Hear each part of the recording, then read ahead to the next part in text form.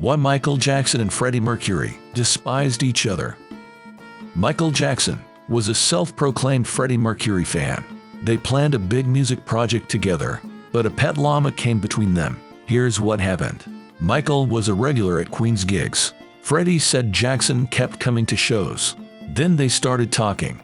Their friendship was captured on film in 1983. Michael went backstage to hang out with Queen. When asked if he's a Queen fan, he said, "I'm a Freddie Mercury fan." The band was excited to see Michael. He just stood there until Freddie hugged him. They had discussed collaborating on a project. Their friendship was sealed when Michael heard Queen's album, The Game.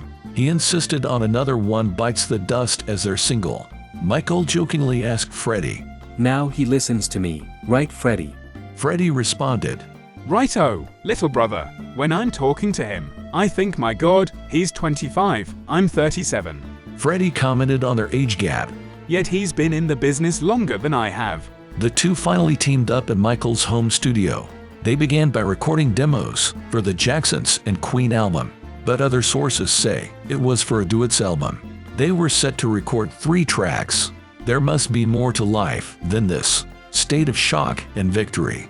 The songs were there, but time was the problem.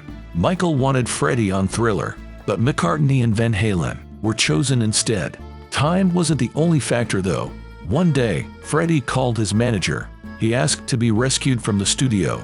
When questioned about the reason, he replied, "Because I'm recording with a llama. Michael's bringing his pet llama into the studio every day, and I'm really not used to it." While Freddie wasn't used to llamas, Michael had another issue.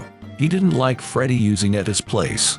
Elton John said about Freddie's addiction, "Freddie Mercury could out-party me, which is saying something."